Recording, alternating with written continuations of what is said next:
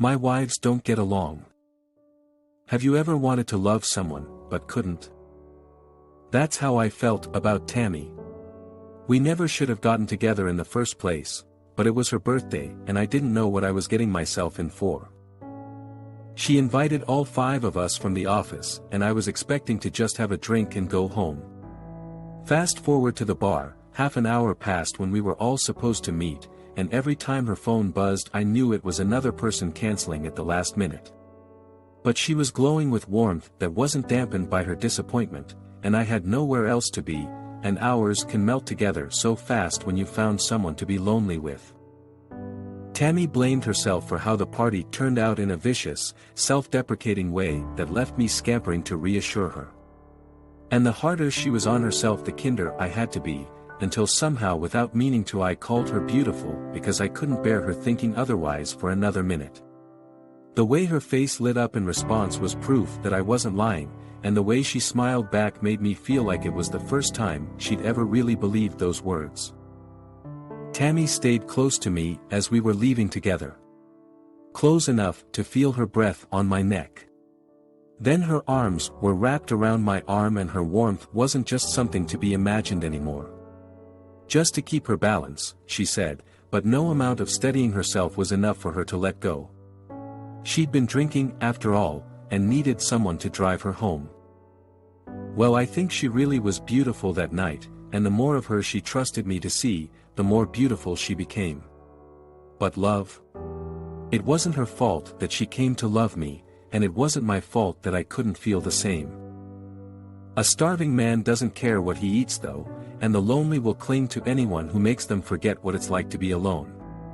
Tammy and I stayed together, and the phrase, "maybe this is what love is supposed to feel like," kept hopping up in my head. Tammy treated me with devotion and smothered me in kindness, and the longer we stayed together, the harder it became to imagine my life being any other way. Tammy would do anything to keep me, and she reminded me every day. I could think of no better way to thank her than with everything I had to give. She was nothing but joy on the day I asked her to marry me, and basking in that light I told myself that her happiness would be enough for the both of us for all my years ahead. Then there was my other wife. The one with the shaved head. The one with the nose rings, and the leather jacket, and the tattoo of snake twisting from one thigh to the next. I don't know if you could call Zara beautiful, certainly not in the same way you could Tammy, but you could call her other names, and they'd all turn her on. I met Zara in another town where my company headquarters was.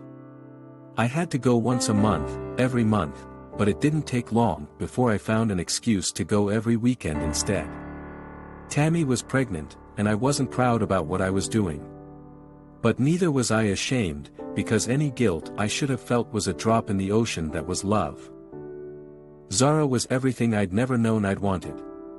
She was wild, unrestrained, insatiable. She was a witch who put me under her spell, a demon who had claimed my soul. These are the types of excuses I'd tell myself whenever the guilt began to crawl up my spine. When I'd hold Tammy at night, I'd tell myself stories of all the mad things men have ever done for love. I'd put myself in their noble company. And when I fell asleep, I'd dream of being back with the girl whose touch was fire. A weekend was never enough to spend with Zara, and every time was harder to leave than the last.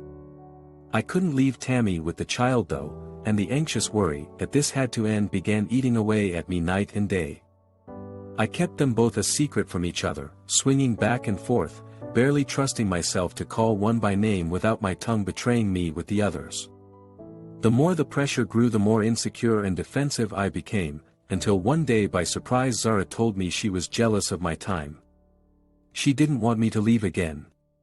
She wanted to be my wife, and fool that I was, I told her that I wanted the same.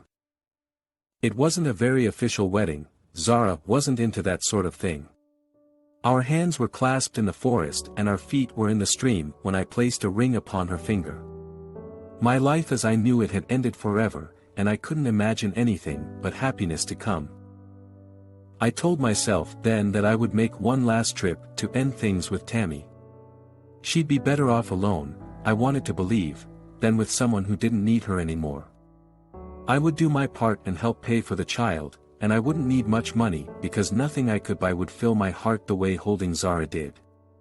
Tammy would cry, but I wouldn't break, and in 5 years' time, in 10 years' time, when I'm old and gray with shaking hands, I'll hold Zara all the tighter knowing that I was almost too weak to follow my heart.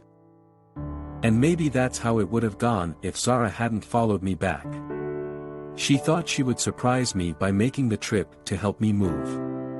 She thought she was being clever by calling my work and pretending to be a client setting up a meeting at my home. How could she have known that Tammy was home while I'd gone to the store to pick up some things for our newborn child? The police were home before I was. The weeping young mother and the screaming punk, it wasn't hard for them to figure out what happened. The knife-slashed curtains and the shattered plates, there must have been quite a fight to be loud enough for the neighbors to call the cops. The blood-stained carpet and the dirty tracks into the nursery, there was no way to hide the evidence, or mistake what happened to my daughter who was slashed into ribbons before she'd ever learned her name. Zara and I never spoke again.